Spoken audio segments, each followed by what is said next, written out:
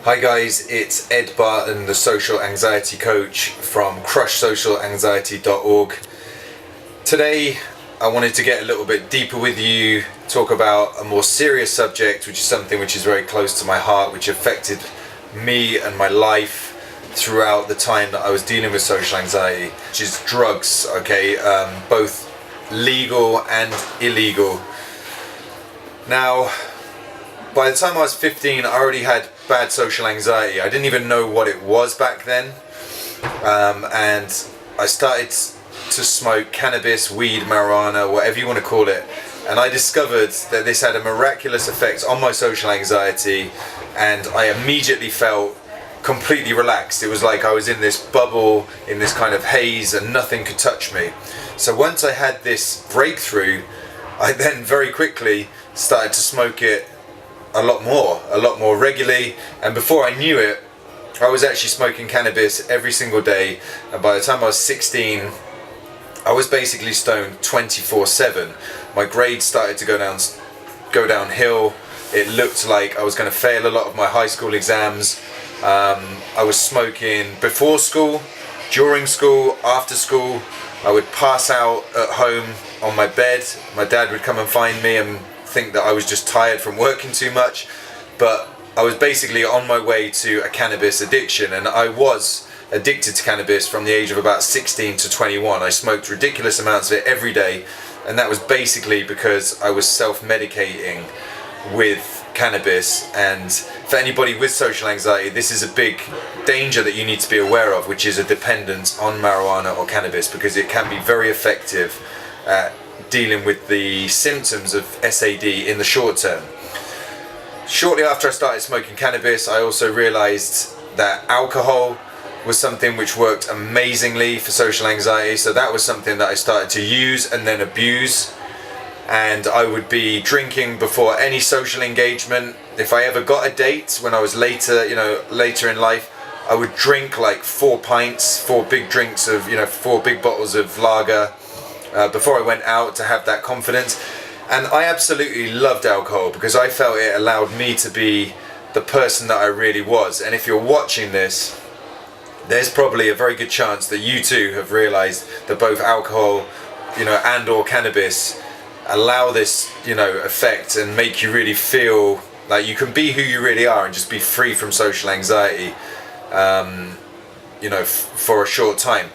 And I remember, I'd be having an anxiety attack if I was walking down the street, and then I would go into the shop. This is when I was like 19, and I just downed a can of cider, which was like 6% alcohol. And, I could feel it was a little bit tipsy because I just downed it in one go, more or less. And this is the start, obviously, of some very unhealthy, addictive behavior. You're basically self-medicating. I wasn't using cannabis and alcohol in a social, recreational way. I was basically abusing it and self-medicating with it. And from there, I'm going to be completely honest with you, I started to delve into all kinds of drugs, and that wasn't necessarily to deal with my social anxiety, but it was because my self-esteem was very low and I was depressed from having social anxiety. So, quickly after trying cannabis, I was then trying, amphetamines, speed, mushrooms, ecstasy, ketamine. By the time I was 19, I was regularly smoking crack cocaine. I was smoking heroin. And like I say, this wasn't to deal with the social anxiety, but it was because my life was in a downward spiral. I was depressed. And I don't know, if you're watching this, maybe you can relate to some of this, but I was in a very bad place with that for a long time, and I was abusing drugs right up until my kind of early to mid 20s. And as you can probably see now, I'm very into fitness. I'm trained as a personal trainer, a CrossFit coach. I love health, I love life, I love positivity. So, that's a far cry from where I am now. But there is a big danger for people with social anxiety disorder to become dependent on these drugs and to abuse them. And those are just some of the illegal drugs. I now want to talk about the legal drugs that I tried later on.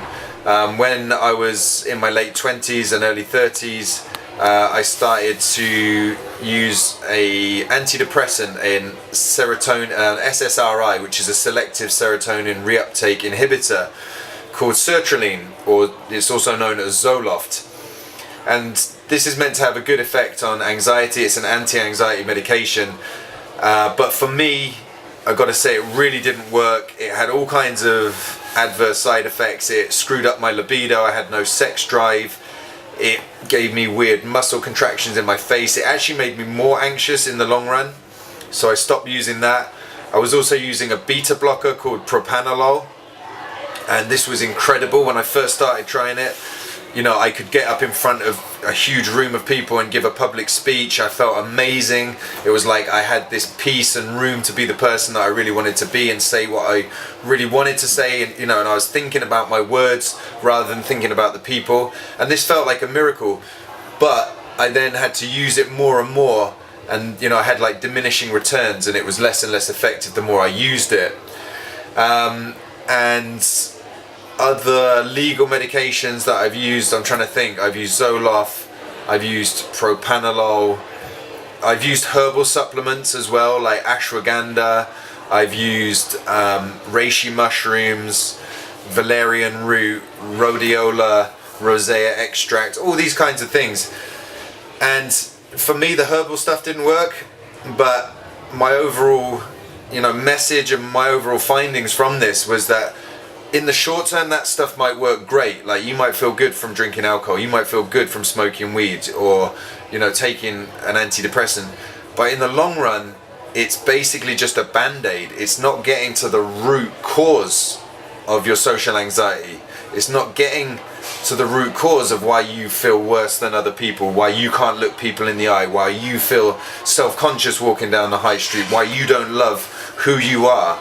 You know, you've got to get into these issues to really address social anxiety. You've got to understand self-acceptance, self-love, self-esteem, and really get into who you are, and you know, learn to meet yourself and love yourself.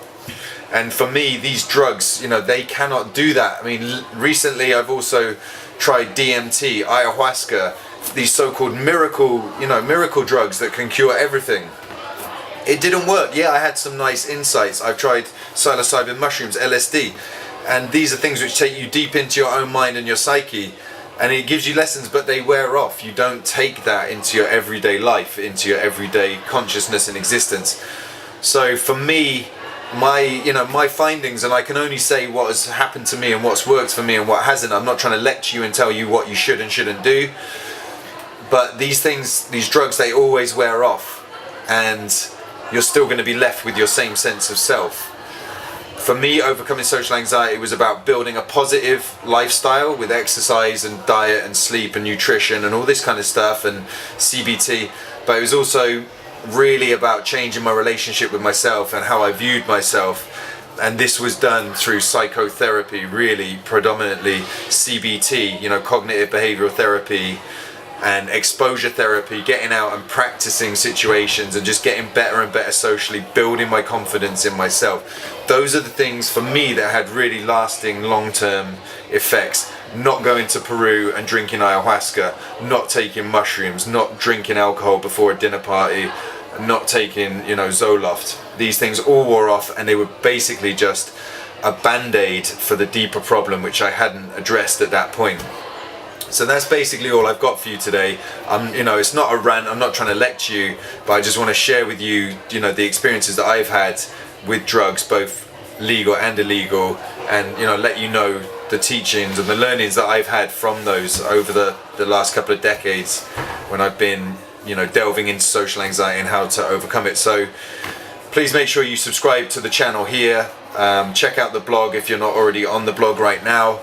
Leave any comments and ideas, thoughts, arguments, whatever you like in the comment section below. I'd love to hear from you, and take care, and I'll speak to you all very soon in the next video.